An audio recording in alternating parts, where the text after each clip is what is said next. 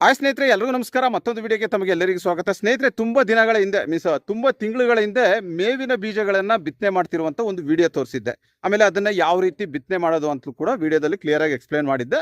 ಮತ್ತೆ ನಾನು ಕೂಡ ಒಂದಷ್ಟು ಮೇವಿನ ಬೀಜಗಳನ್ನ ಸೇಲ್ ಮಾಡ್ತಾ ಇರ್ತೀನಲ್ಲ, ಇನ್ನೂ ಕೂಡ ಕೆಲವರಿಗೆ ಬೇಲಿ ಮೆಂತೆ ಅಂದ್ರೆ ಯಾವ ರೀತಿ ಇರುತ್ತೆ, ಅಕ್ಸೆ ಅಂದ್ರೆ ಯಾವ ರೀತಿ ಇರುತ್ತೆ, ಸುಬಾಬುಲ ಅಂದ್ರೆ ಯಾವ ರೀತಿ ಇರುತ್ತೆ ಅನ್ನುವಂಥದ್ದು ತಿಳಿದಿಲ್ಲ. ಸೊ ಈ ವಿಡಿಯೋದಲ್ಲಿ ಇಂಪಾರ್ಟೆಂಟ್ ಆಗಿ ಒಂದು 5-6 ತರದ ಮೇವಿನ ವಿಧಗಳನ್ನ, ಮತ್ತೆ ಅದು ಈಗ ತುಂಬಾ ಚೆನ್ನಾಗಿ ಬೆಳೆದು ನಿಂತಿದೆ.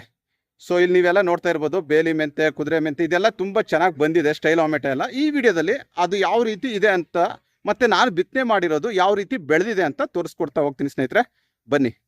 ಸ್ನೇಹಿತರೆ, ಕೋಳಿ ಸಾಕಾಣಿಕೆ ಬಗ್ಗೆ ನಾನು ತುಂಬಾ ವಿಡಿಯೋಗಳು ಮಾಡಿದ್ದೀನಿ. ಅಲ್ಲಿ ಗ್ರೀನ್ ಸ್ಕ್ರೀನ್ ಕಾಣ್ತಾ ಇದೆಯಲ್ಲ, ಅದೇ ನಮ್ಮ ಕೋಳಿ ಶೆಡ್ಡು. ಸೊ ಮರಗಳೆಲ್ಲ ತುಂಬಾ ದೊಡ್ಡದಾಗಿ ಬೆಳೆದಿದೆ, ಒಂದಷ್ಟು ಹಣ್ಣುಗಳು ಕೂಡ ಸಿಗ್ತಾ ಇದೆ, ಕೋಳಿಗಳು ಆರಾಮಾಗಿದೆ. ತುಂಬ ವೀಡಿಯೋಸ್ ಮಾಡಿದ್ದೀನಿ ಕೋಳಿಗಳ ಬಗ್ಗೆ, ಅದ್ರ ಬಗ್ಗೆ ಇವತ್ತು ಡಿಸ್ಕಸ್ ಮಾಡೋದು ಬೇಡ. ಇವತ್ತು ಮೇವು ಕಂಪ್ಲೀಟ್ ಆಗಿ ಮೇವು ಮತ್ತು ವೆಜಿಟೇಬಲ್ ಗಾರ್ಡನ್ ಬಗ್ಗೆ ಡಿಸ್ಕಸ್ ಮಾಡೋಣ. ಸ್ನೇಹಿತರೆ, ಮೊದಲನೇದಾಗಿ ಈ ಎಂಟ್ರೆನ್ಸ್ಗೆ ಬಂದರೆ ನೀವು ಮೊದಲನೇದಾಗಿ ನಾನು ಬೆಳೆಸಿರುವಂಥದ್ದು ಗೆಸ್ ಮಾಡಿ ಯಾವುದಿರ್ಬೋದು ಅಂತ. ಸ್ಟೈಲೋ ಅಮೆಟೊ ನೋಡಿ, ಎಷ್ಟು ತುಂಬ ಚೆನ್ನಾಗಿ ಬಂದಿದೆ ಅಂತ. ಇದನ್ನೆಲ್ಲ ನಾನು ಇನ್ನು ಕೆನಲ್ ವಾಟ್ರ್ ಈಗೀಗ ಬಿಡ್ತಾ ಇದ್ದೀನಿ, ಎಲ್ಲ ಮಳೆಗೆ ಬೆಳೆದಿರುವಂಥದ್ದು. ಇದು ಸ್ಟೈಲೋ ಅಮೆಟೊ ಸ್ನೇಹಿತರೆ. ಕಳೆ ನಿರ್ವಹಣೆಯಲ್ಲಿ ಸ್ಟೈಲೋ ಅಮೆಟೊ ಅನ್ನುವಂಥದ್ದು ನಂಬರ್ 1 ಮೇವು. ನಿಮಗೆ ಮೇವು ಕೂಡ ಆಗುತ್ತೆ, ನಂತರ ನಿಮ್ಮ ಕಳೆನೂ ಕೂಡ ನಿರ್ವಹಣೆ ಮಾಡುತ್ತೆ. ಸೊ ಇಲ್ಲಿ ನೋಡ್ತಾ ಇರ್ಬೋದು ನೀವು ಪಾರ್ಥೇನಿಯಂನ ಯಾವ ರೀತಿ ಕಂಟ್ರೋಲ್ ಮಾಡಿದೆ ಅಂತ. ಯಾವ ಗಿಡನೂ ಕೂಡ ಬೆಳೆಯೋಕ್ಕೆ ಬಿಡಲ್ಲ ಇದು, ನೀವು ಮಳೆಗಾಲದಲ್ಲಿ ಹಾಕ್ಬಿಟ್ರೆ. ಈ ಮೇವು ಸ್ನೇಹಿತರೆ ಸರಿ ಸುಮಾರು ಒಂದು 3 ಅಡಿ 3.5 ಅಡಿ ಅಷ್ಟು ಹೈಟ್ ಬೆಳೆಯುತ್ತೆ. ಇದಕ್ಕೆ ಯಾವುದೇ ರೀತಿಯಾದಂಥ ಮೇಂಟೆನೆನ್ಸ್ ಇಲ್ಲ. ಜಾಗ ತುಂಬ ಇರುವಂಥವ್ರು ನೀವು ಈ ಸ್ಟೈಲೋ ಅಮೆಟೊನ ಹಾಕೋಬಹುದು. ಸೊ ಕಡಿಮೆ ಜಾಗ ಇರೋರು ಆಗಲ್ಲ, ಮೇವು ಒದಗಿಸಲ್ಲ. ಬಟ್ ಈ ತೆಂಗಿನ ತೋಟ, ಅಡಿಕೆ ತೋಟಕ್ಕೆಲ್ಲ ತುಂಬ ಜನ ನನ್ನ ಹತ್ರ ತಗೊಂಡೋಗಿ ಹಾಕೊಂಡಿದ್ರೆ ಒಳ್ಳೆ ರಿಸಲ್ಟ್ ಇದೆ ಸ್ನೇಹಿತರೆ. ಸೊ 3 ಫೀಟ್ ಹೈಟ್ ಬರುತ್ತೆ. ಇದಕ್ಕೆ ಮಳೆ ನೀರೇ ಸಾಕು. ಈ ವರ್ಷ ಈ ರೀತಿ ಬೆಳೆದಿರುತ್ತೆ.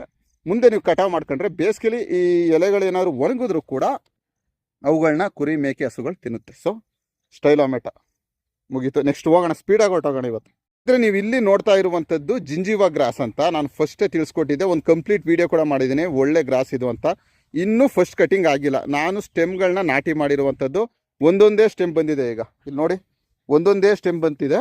ಇದನ್ನು ನಾವು ಕಟ್ ಮಾಡಿದ್ರೆ ಕಾಣ್ತಾ ಇದೆಯಲ್ಲ, ಇದನ್ನು ಕಟ್ ಮಾಡಿದ್ರೆ ನಮಗೆ ನೆಕ್ಸ್ಟು ಇದರಿಂದ ಬ್ರಾಂಚಸ್ ಎಲ್ಲ ಕೆಳಗಡೆಯಿಂದ ಬರೋಕ್ಕೆ ಸ್ಟಾರ್ಟ್ ಆಗುತ್ತೆ. ಈ ಮಧ್ಯ ಎಲ್ಲ ಏನು ಈ ಕಳೆಗಳೆಲ್ಲ ಇದೆಯಲ್ಲ, ಅವನ್ನೆಲ್ಲ ಈ ಜಿಂಜಿವಾ ಗ್ರಾಸು ಬೆಳೆಯಕ್ಕೆ ಬಿಡಲ್ಲ. ಸೊ ಜಿಂಜಿವಾ ಗ್ರಾಸ್ ಅಂತೂ, ಪಾರಾ ಗ್ರಾಸು, ನೇಫಿಯರು ಎಲ್ಲದಕ್ಕೂ ಜಿಂಜಿವಾ ಗ್ರಾಸು ಒಳ್ಳೆ ಮೇವು ಸ್ನೇಹಿತರೆ. ಕುಯ್ಯೋಕ್ಕೂ ತುಂಬ ಒಳ್ಳೆ ಸ್ಮೂತ್ ಆಗಿರುತ್ತೆ. ಮೇಕೆ, ಕುರಿ, ಹಸುಗಳು ಇದನ್ನು ಒಂದೇ ಒಂದು ಪಾಯಿಂಟ್ ಕೂಡ ಬಿಡಲ್ಲ. ಪಾರಾ ಗ್ರಾಸಲ್ಲಿ ಏನು ಮಾಡುತ್ತೆ, ಈ ಕಡ್ಡಿಗಳಿರುತ್ತಲ್ಲ, ಈ ಕಡ್ಡಿಗಳನ್ನು ಈ ಕುರಿ, ಮೇಕೆಗಳು ತಿನ್ನಲ್ಲ.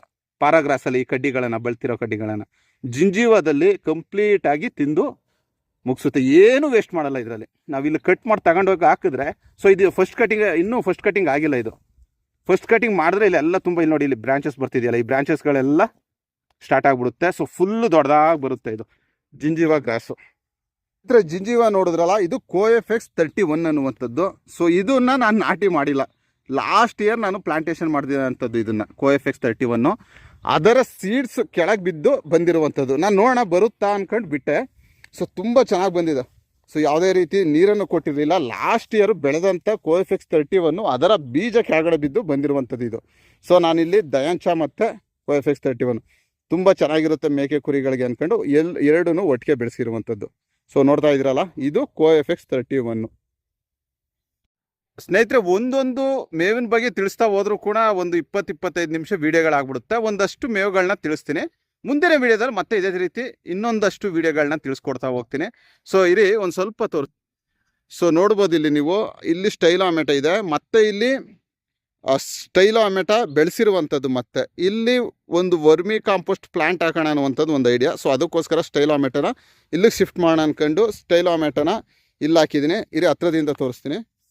ಸೊ ನೋಡಿ, ಸುಮ್ಮನೆ ರೋಟ್ರಿ ಒಡಿಸಿ, ಇದರ ಬೀಜ ಹುಲ್ಲಿನ ಬೀಜ ಇದ್ದಂಗೆ ಇರುತ್ತೆ. ರೋಟ್ರಿ ಒಡಿಸಿ ಸುಮ್ಮನೆ ಈ ರೀತಿ ಎರ್ಚಿದ್ರೆ ಸಾಕು, ಈ ರೀತಿ ಬೆಳೀತೆ. ಯಾವುದೇ ರೀತಿಯಾದಂಥ ಮೇಂಟೆನೆನ್ಸ್ ಮಾಡಬೇಕಾಗಿಲ್ಲ. ನಿಮ್ಗೆ ನೋಡ್ತಾ ಇರ್ಬೋದು, ಫುಲ್ಲು ತೋಟ. ಯಾರು ಕೂಡ ಮೈಸೂರು ಭಾಗದಲ್ಲಿ ಈ ರೀತಿ ಬೆಳೆಸಿಲ್ಲ ಇಷ್ಟೊಂದು ಮೇವುಗಳನ್ನ. ಸೊ ಇಲ್ಲಿ ನೋಡ್ಬೋದು ನೀವು ಛಾಯಾಮಾನಸ, ಇಲ್ಲಿ ಕಾಣ್ತಾ ಇದೆಯಲ್ಲ ಛಾಯಾಮಾನಸ, ಫುಲ್ ಬೌಂಡ್ರಿಗೆ ಹಾಕಿದ್ದೀನಿ ಇದನ್ನು ಛಾಯಾಮಾನಸನ. ನೋಡಿ ಇಲ್ಲೆಲ್ಲ ಸುತ್ತ ಹಾಕಿದ್ದೀನಿ. ಸೊ ಇಲ್ಲೂ ಕೂಡ ನೀವು ನೋಡ್ಬೋದು ಛಾಯಾಮಾನಸನ ಕುರಿ, ಮೇಕೆಗಳೆಲ್ಲ ತಿಂತು. ಇಲ್ಲೊಂದು ಸ್ವಲ್ಪ ನಮ್ಮ ಕಡೆ ಕುರಿ ಮೇಕೆಗಳೆಲ್ಲ ಜಾಸ್ತಿ ಬಂದು ಬಿಡ್ತಾರೆ, ನಾವು ಅವ್ರನ್ನ ಪ್ರಶ್ನೆ ಮಾಡೋಕ್ಕಾಗಲ್ಲ, ಪ್ರಾಣಿಗಳನ್ನೇನು ಪ್ರಶ್ನೆ ಮಾಡೋಕ್ಕಾಗುತ್ತೆ. ಸೊ ಅಲ್ಲಿ ನೋಡ್ಬೋದು ಒಂದೆರಡು ಹಸುಗಳು ಮೇಯ್ತಾ ಇದೆಯಲ್ಲ, ಆ ರೀತಿ ಬಂದಾಗೆಲ್ಲ ಇದನ್ನೆಲ್ಲ ಕಡ್ದು ಹಾಳು ಮಾಡಾಕಿದೆ. ಇದೆಲ್ಲ ಹೈಟ್ ಆಯಿತು ಅಂದರೆ ನನಗೆ ಛಾಯಾಮಾನಸ ಇದೇ ಫೆನ್ಸಿಂಗ್ ಆದಂಗೆ ಆಗುತ್ತೆ. ಸೊ ನೋಡಿ, ನಂದು ಅಲ್ಲಿ ಒಂದು 10 ಕುಂಟೆ ಆ ಮರಗಳಿರೋದೆಲ್ಲ ಕೋಳಿ ಶೆಡ್, ಇಲ್ಲಿ ಸ್ಟೈಲೋಮೆಟ, ಇಲ್ಲಿ ಜಿಂಜೀವ, ಇಲ್ಲಿ ಕೋಎಫ್ಎಕ್ಸ್ 31. ಬನ್ನಿ ಮುಂದೆ ಹೋಗೋಣ. ಹಂಗೆ ಅಗಸೆ, ಸುಬಾಬುಲ್ಲು ಮತ್ತು ಮಲ್ಬೆರಿ ಹಾಕೊಂಡಿದ್ದೀನಿ. ನೀವು ನೋಡ್ಬೋದು ಅಗಸೆ ಬರ್ತಾ ಇದೆ, ಹಾಗೆ ಅದೇ ರೀತಿ ಕಳೆ ಕೂಡ ಬೆಳೆದಿದೆ. ಸೊ ಆ ಗಿಡದ ಸುತ್ತ, ಗಿಡದ ಪಕ್ಕ ಮಾತ್ರ ನಾನು ಈ ಕಳೆನ ಬಿಡಿಸಿದ್ದೀನಿ, ಆದರೆ ಒಳಗೆಲ್ಲ ಕಳೆ ಹಾಗೇ ರೀತಿ ಇದೆ. ಏನಕ್ಕೆ ಅಂತಂದರೆ ನಾವು ಒಳಗಡೆ ನನ್ನ ಹತ್ರ ಬ್ರುಷ್ ಕಟ್ರ್ ಇದೆ ಒಂದು.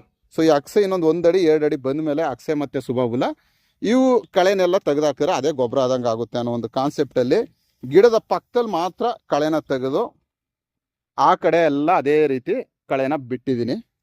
ಸೊ ಇಲ್ಲಿ ನೋಡ್ತಾ ಇರ್ಬೋದು ಅಗಸೆ ಗಿಡಗಳೆಲ್ಲ ಕಾಣ್ತಾ ಇದೆಯಲ್ಲ.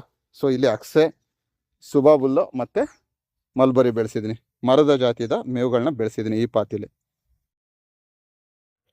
ಸ್ನೇಹಿತರೆ, ಇಲ್ಲಿ ನೋಡ್ತಾ ಇರುವಂಥದ್ದು ನೀವು ಕುದುರೆ ಮೆಂತೆ ಅಂತ. ಸೊ ಎಲ್ಲಾನು ಈ ರೀತಿ ಸಾಲ್ ಮಾಡಿನೇ ಹಾಕ್ಬೇಕು. ಒಂದು ಸಾಲು 1 ಫೀಟಿಂದ 1 ಫೀಟ್ಗೆ 1.5 ಅಡಿನೋ 2 ಅಡಿನೋ ನಿಮ್ಮ ಹತ್ರ ಜಾಗ ಯಾವ ರೀತಿ ಅವೈಲೇಬಲ್ ಇಟ್ಟಿದೆ. ನನಗೆ ಜಾಗ ಜಾಸ್ತಿ ಇದ್ದಿದ್ದರಿಂದ 3 ಫೀಟ್ಗೆ ಒಂದು ಲೈನ್ ಹಾಕಿದ್ದೀನಿ.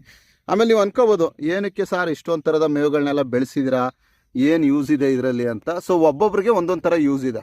ಸೊ ಕುದುರೆ ಮೆಂತೆಯಲ್ಲಿ ಇರುವಂಥ ಪೌಷ್ಟಿಕಾಂಶಗಳು ಇನ್ನೊಂದು ನೇಫಿಯರಲ್ಲಿ ಇರಲ್ಲ, ಈ ರೀತಿ ಎಲ್ಲ ಇರುತ್ತೆ. ಮತ್ತು ಇವುಗಳಿಗೆಲ್ಲ ಯಾವ ರೀತಿ ಡಿಸೀಸ್ಗಳೆಲ್ಲ ಬರುತ್ತೆ. ಆಮೇಲೆ ನನ್ನ ಹತ್ರ ಸೀಡ್ಸ್ ಬೈ ಮಾಡುವಂಥವ್ರು, ಇಲ್ಲ ನಾನು ಯಾರಿಗಾದ್ರೂ ಒಂದು ಗೈಡೆನ್ಸ್ ಕೊಡಬೇಕಾದ್ರೆ ಫಸ್ಟ್ ನಾನು ಅದ್ರ ಬಗ್ಗೆ ತಿಳ್ಕೊಂಡಿರ್ಬೇಕು, ಏನು ಡಿಸೀಸ್ಗಳು ಬರುತ್ತೆ. ಈಗ ಅದು ಕುದುರೆ ಮೆಂತೆಯಲ್ಲಿ ತಾಮ್ರದ ಬಳ್ಳಿ ಅನ್ನುವಂಥದ್ದು ಬರುತ್ತೆ, ಅದನ್ನು ಕಂಟ್ರೋಲ್ ಮಾಡೋದು ಹೇಗೆ. ಆಮೇಲೆ ಈ ರೀತಿ ಎಲೆಗಳೆಲ್ಲ ಸ್ವಲ್ಪ ವೈಟ್ ಆಗುತ್ತೆ ಕುದುರೆ ಮೆಂತೆಯಲ್ಲಿ, ಅದಕ್ಕೆ ಕಾರಣ ಏನು, ಅದನ್ನೆಲ್ಲ ನಾನು ತಿಳ್ಕೊಂಡ್ರೆ ತಾನೇ ನಿಮಗೆ ನಾನು ತಿಳ್ಸೋಕ್ಕಾಗೋದು. ಬರೀ ಸೀಡ್ಸ್ನ ಸೇಲ್ ಮಾಡಿ ಸುಮ್ಮನೆ ಇರೋಕ್ಕಾಗಲ್ಲ. ಆಮೇಲೆ ನಾನು ಫಾರ್ಮ್ಗೆ ತುಂಬ ಜನ ಬರ್ತೀನಿ ಅಂತಾರಲ್ಲ, ಅವ್ರಿಗೆಲ್ಲ ಒಂದು ಗೈಡೆನ್ಸ್ ಆಗಿರಲಿ ಅಂದ್ಕೊಂಡು ಇಷ್ಟೆಲ್ಲ ಬೆಳೆಸಿರುವಂಥದ್ದು ಸ್ನೇಹಿತರೆ. ಸೊ ಮಧ್ಯ ದಯಾಂಚನ ಹಾಕಿದ್ದೀನಿ, ಚೊಗಚೆ ಅಂತಾರೆ ನಮ್ಮ ಕಡೆ, ಚಂಬೆ ಅಂತಲೂ ಕೂಡ ಕರೀತಾರೆ. ಮಧ್ಯ ಅದು ಹಾಕಿದ್ದೀನಿ, ನೈಟ್ರೋಜನ್ ಫಿಕ್ಸ್ ಮಾಡ್ಕೊಡ್ಲಿ ಕುದುರೆ ಮೆಂತೆಗೆ ಅಂದ್ಕೊಂಡು. ಕುದುರೆ ಮೆಂತೆನೇ ಒಂದು ನೈಟ್ರೋಜನ್ ಫಿಕ್ಸೇಷನ್ನೇ, ಬಟ್ ಸ್ವಲ್ಪ ಗೊಬ್ಬರ ಆಗಲಿ ಅಂದ್ಕೊಂಡು ಈ ರೀತಿ ಹಾಕಿದ್ದೀನಿ. ಸೊ ಕುದುರೆ ಮೆಂತೆ ಎಲ್ಲನೂ ಸಾಲ್ ಮಾಡಿನೇ ಹಾಕಿ, ಕೋಎಫ್ಎಕ್ಸ್ 31, ಬೇಲಿ ಮೆಂತೆ, ಸುಬಾ ಹುಲ್ಲು ಅವು. ಇಲ್ಲಿ ಕುದುರೆ ಮೆಂತೆ ಇದೆ. ಸೊ ಮೇಲ್ಗಡೆ ಸ್ಟೈಲೋಮೆಟ, ಮೊಲದ ಮೆಂತೆ, ಅದ್ರ ಪಕ್ಕ ಜಿಂಜೀವ ಸ್ವಲ್ಪ ಕಾಣ್ತಾ ಇರುತ್ತೆ. ಸೊ ಇಲ್ಲಿ ಬೇಲಿ ಮೆಂತೆ ಒಂದು 3 ಪಾತಿಲ್ ಹಾಕಿದ್ದೀನಿ. ಕುದುರೆ ಮೆಂತೆ ಒಂದೇ ಪಾತಿಲ್ ಹಾಕಿರುವಂಥದ್ದು. ಸೊ ಜಿಂಜೀವ ಮತ್ತು ಬೇಲಿ ಮೆಂತೆ ಜಾಸ್ತಿ ಆಗಿದ್ದೀನಿ. ಸೊ ನಮ್ಮ ಎಕ್ಸ್ಪಲ್ಸ್ ಗಾಡಿ ಕೂಡ ನಿಂತಿದೆ ಇಲ್ಲೇ. ಮೇವು ಕುಯ್ಕೊಂಡು ಹೋಗೋಕ್ಕೆ ಬಂದೆ, ಈ ವಿಡಿಯೋ ಮುಗಿಸ್ಬಿಟ್ಟು ಮೇವನ್ನ ಕಟ್ ಮಾಡ್ಕೊಂಡು ಹೋಗ್ತೀನಿ. ಸೊ ಎಲ್ಲ ಸಾಲ್ ಮಾಡಾಕಿ. ಬೇಲಿ ಮೆಂತೆ ಅಂತೂ ತುಂಬ ಫಸ್ಟ್ ಕ್ಲಾಸಾಗಿ ಬಂದಿದೆ. ಯಾವ ಟೈಮಲ್ಲಿ ಕಟ್ ಮಾಡಬೇಕು ಸರ್ ಬೇಲಿ ಮೆಂತೆನ ಅಂತ ಸುಮಾರು ಜನ ಕೇಳ್ತಾರೆ. ಸೊ ನೋಡಿ, ಇಲ್ಲಿ ಈ ರೀತಿ ಸೀಡ್ಸ್ ಬಂತು ಅಂದಾಗ ಕಟ್ ಮಾಡಿ. ಇದು ಕೂಡ ಒಳ್ಳೆ ಪ್ರೋಟೀನ್ ಇರುತ್ತೆ. ಒಂದು 5 ಫೀಟು 5.5 ಫೀಟ್ ಗಂಟಲು ಬರುತ್ತೆ ಬೇಲಿ ಮೆಂತೆ ಅನ್ನುವಂಥದ್ದು, ನೋಡ್ತಾ ಇದ್ದೀರಲ್ಲ. ಸೊ ನೀವು ಈ ರೀತಿ ಈ ಕಾಯಿಗಳು ಬರೋ ಟೈಮಲ್ಲಿ, ಈ ರೀತಿ ಕಾಯಿಗಳು ಬಂದಿದೆ ಅನ್ನೋ ಟೈಮಲ್ಲಿ ಕಟ್ ಮಾಡಿ. ಈ ಕಾಯಿಗಳಲ್ಲೂ ಒಳ್ಳೆ ಪೌಷ್ಟಿಕಾಂಶ ಇರುತ್ತೆ ನಿಮ್ಮ ಮೇಕೆ ಕುರಿಗಳಿಗೆ. ಸೊ ಒಂದು 5 ಥರ ಮೇವೇನೋ ತಿಳಿಸ್ತೆ ಅಂದ್ಕೊಂಡು, 5 ಇಲ್ಲ ಒಂದು 6 ಥರ ಏನೋ ತಿಳಿಸ್ತೆ, 6 ಥರನೋ 7 ಥರನೋ. ಸೊ ಮುಂದೆ ಇಲ್ಲಿ ಬಂತು ಅಂತಂದರೆ ಸ್ನೇಹಿತರೆ, ಈಗೇನು ಇಲ್ಲೂ ಕೂಡ ಮೇವು ಬೆಳೆಸ್ಕೊಂಡಿದ್ದೀನಿ. ಇಲ್ಲಿ ಸೂಪರ್ ನೇಫಿಯರ್ ಈ ಕಡೆ ನೋಡ್ಬೋದು, ಒಳಗೆಲ್ಲ ಚೆಂಬೆ ಮತ್ತು ಸೆಣಬನ ಹಾಕಿದ್ದೀನಿ. ಅದು ಮೇವು ಕೂಡ ಮೇವಿನ ಲಿಸ್ಟಲ್ಲೇ ಬರುತ್ತೆ. ಯಾವುದು ಚೆಂಬೆ ಮತ್ತು ಸೆಣಬು ಎರಡು ಕೂಡ ಮೇವಿನ ಲಿಸ್ಟಲ್ಲಿ ಬರುತ್ತೆ. ಗ್ರೀನ್ ನೇಫಿಯರ್ ಇದೆ, ಮತ್ತು ಈ ಕಡೆ ರೆಡ್ ನೇಫಿಯರ್ ಇದೆ. ಮುಂದೆ ಬನ್ನಿ, ಹಂಗೆ ತೋರಿಸ್ತೀನಿ. ಈಗೇನು ಇಲ್ಲಿ ಗ್ರೀನ್ ನೇಫಿಯರು, ರೆಡ್ ನೇಫಿಯರು, ಆ ಕಡೆ ಸೈಡಲ್ಲಿ ಜಿಂಜೀವ್ ಹಾಕಿದ್ದೀನಿ. ಸೊ ನೋಡ್ಕೊಳ್ಳಿ, ಮೇಲಿಂದ ತೋರಿಸ್ತೀನಿ. ಇಲ್ಲಿ ಮುಗೀತು ಅಂದ ತಕ್ಷಣ ಇಲ್ಲಿ ಕಟ್ ಮಾಡ್ತೀನಿ, ಅಲ್ಲಿ ಮುಗೀತು ಅಂದ ತಕ್ಷಣ ಇಲ್ಲಿ ಕಟ್ ಮಾಡ್ತೀನಿ. ಆಮೇಲೆ PMEGP ಲೋನ್ ಆಗೋ ಚಾನ್ಸಸ್ಸು ತುಂಬಾ ಹತ್ರ ಬಂದಿದೆ. PMEGP ಲೋನ್ ಆದಮೇಲೆ ಇವು ಇನ್ನೂ ಹೆಲ್ಪ್ ಆಗುತ್ತೆ. ಇದೆಲ್ಲ ಮುಗೀತು ಅಂತ ಈ ಕಡೆ ಬಂತು ಅಂದರೆ ಸ್ನೇಹಿತರೆ, ಈ ಪ್ಲೇಸ್ ಎಲ್ಲ ನಮ್ಮ ಸೀಡ್ ಪ್ರೊಡಕ್ಷನ್ಗೋಸ್ಕರ ಬಿಟ್ಟಿರುವಂಥದ್ದು ಕೈ ತೋಟ. ನೀವು ನೋಡ್ಬೋದು, ಇಲ್ಲಿ ಯಾವುದೇ ರೀತಿಯಾದಂತಹ ಕೆಮಿಕಲ್ನ ಯೂಸ್ ಮಾಡ್ದೇ ಯಾವ ರೀತಿ ನಾವು ಒಂದು ಕೈ ತೋಟನೋ ಆರ್ಗ್ಯಾನಿಕ್ ಫಾರ್ಮಿಂಗ್ ಮಾಡಬೇಕಾದ್ರೆ ಏನೆಲ್ಲ ಡಿಫಿಕಲ್ಟೀಸ್ ಇರುತ್ತೆ ಅಂತ ಎಕ್ಸ್ಪಿರಿಮೆಂಟಲ್ಲಿ ತಿಳ್ಕೊಳ್ಳೋಕ್ಕೋಸ್ಕರ ಈ ಜಾಗನ ಬಿಟ್ಟಿದ್ದೀನಿ. ಮುಂದೆ ತೋರಿಸ್ತೀನಿ ರೀ. ಅಲ್ಲಲ್ಲಿ ಬಕೆಟ್ಗಳೆಲ್ಲ ಬಿದ್ದಿದೆ, ಪೈಪ್ಗಳೆಲ್ಲ ಬಿದ್ದಿದೆ. ಇದನ್ನೆಲ್ಲ ನಾನು ಒಬ್ಬನೇ ಮೇಂಟೈನ್ ಮಾಡೋದು. ಒಬ್ಬರು ಏನು ಸಾರ್ ಸಣ್ಣ ಆಗ್ಬಿಟ್ಟಿದ್ದೀರಾ ಅಂದ್ರಲ್ಲ, ಸೊ ಇಲ್ಲೊಂದು 1.5 ಎಕರೆ 2 ಎಕರೆ ಹತ್ತತ್ರ ಬರುತ್ತೆ. ಇದನ್ನೆಲ್ಲ ನಾನು ಒಬ್ಬನೇ ಮೇಂಟೈನ್ ಮಾಡುವಂಥದ್ದು, ಕಳೆ ತೆಗೆಯುವಂಥದ್ದು ಆಗಿರ್ಬೋದು, ನೀರು ಹಾಯಿಸುವಂಥದ್ದು. ಸೊ ಪ್ರತಿಯೊಂದು ನಾನು ಒಬ್ಬನೇ ಮೇವು ಕಟ್ ಮಾಡ್ಕೊಂಡು ಹೋಗೋದು ಅವೆಲ್ಲ.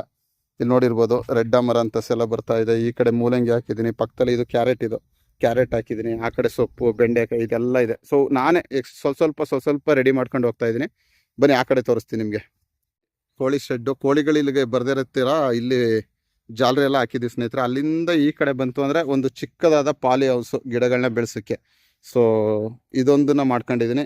ಮೇಯ್ನಾಗಿ ಗೊಬ್ಬರ ಇರಬೇಕು, ಗೊಬ್ಬರ ಬೆಳೆಸ್ಕೊಂಡಿದ್ದೀನಿ. ಅಜೋಲಾನು ಕೂಡ ನಾವು ಫೀಡಾಗೆ ಕನ್ಸಿಡರ್ ಮಾಡೋಣ. ಸೊ ಅಜೋಲಾದು 2 ಬಿನ್ಗಳನ್ನ ಮಾಡ್ಕೊಂಡಿದ್ದೀನಿ. ಅದರಿಂದ ಬಂತು ಮುಂದೆ ಅಂದರೆ ಈ ರೀತಿ ಗ್ಲಿರಿಸಿಡಿಗಳನ್ನ ತುಂಬ ಮಾಡಿದ್ದೀನಿ. ನೋಡ್ಬೋದು ಇಲ್ಲಿಂದ ನಮಗೀಗ ಬ್ಯಾಕ್ ಸೈಡ್ ಕಾಣಲ್ಲ, ಇಲ್ಲಿ ಕಾಣ್ತಾ ಇದೆಯಲ್ಲ, ಬಾಳೆ ಹಾಕ್ಕೊಂಡಿದ್ದೀನಿ, ಅಕ್ಸೆ ಹಾಕ್ಕೊಂಡಿದ್ದೀನಿ. ಇದೊಂಥರ. ಆಮೇಲೆ ಆ ಕಡೆ ಹಿಂದೆ ಅದ್ರ ಹಿಂದೆ ಪಾರ ಇದೆ, ಪಾರಾಗ್ರಾಸ್ ಇದೆ. ಸೊ ಇನ್ನೂ ಒಂದು ಮಜ್ಜಿಗೆ ಹುಲ್ಲು ಅಂತಾರೆ, ಅದು ಕೂಡ ಇದೆ, ಹಿಂದೆ ಎಲ್ಲ ಇದೆ ಸ್ನೇಹಿತರೆ. ಸೊ ಈ ರೀತಿ ಛಾಯಾಮಾನಸ, ಸ್ಟೈಲೋಮೆಟೊ, ಸೆಣಬು, ದಯಂಚ ಲಿಸ್ಟು ತೋರಿಸ್ತಾ ಹೋಗ್ತೀನಿ ನೋಡಿ. ನನಗೆ ಹೇಳೋಕ್ಕೆ ಜ್ಞಾಪಕನೇ ಬರೋಲ್ಲ ಸಡನ್ನಾಗಿ ಹೇಳೋಕ್ಕೆ. ಸೊ ಈ ರೀತಿ ಎಲ್ಲ ಪ್ಲ್ಯಾನ್ನ ಮಾಡ್ಕೊಂಡು ಮಾಡ್ತಾ ಇದ್ದೀನಿ. ಸೊ ಇನ್ನೊಂದು ಸ್ವಲ್ಪ ದಿನಗಳಾದರೆ ತುಂಬ ಇಂಟ್ರೆಸ್ಟಿಂಗ್ ಆಗಿರುತ್ತೆ ನನ್ನ ತೋಟ. ಬಂದು ನೋಡೋರ್ಗಂತೂ ಅಮೇಝಿಂಗ್ ಆಗಿರುತ್ತೆ. ಸೊ ಮುಂದಿನ ವಿಡಿಯೋದಲ್ಲಿ ಮತ್ತೆ ಇದೇ ರೀತಿಯ ಅಗ್ರಿಕಲ್ಚರು, ಸಮಗ್ರ ಕೃಷಿನ ಸಾವಯವವಾಗಿ ಯಾವ ರೀತಿ ಮಾಡೋದು ಅನ್ನೋದ್ರ ಬಗ್ಗೆನೂ ನಾನು ನಿಮಗೆ ತಿಳಿಸ್ಕೊಡ್ತಾ ಹೋಗ್ತೀನಿ ಸ್ನೇಹಿತರೆ. ಅಲ್ಲಿವರೆಗೂ ಥ್ಯಾಂಕ್ ಯು, ಬಾಯ್ ಬಾಯ್.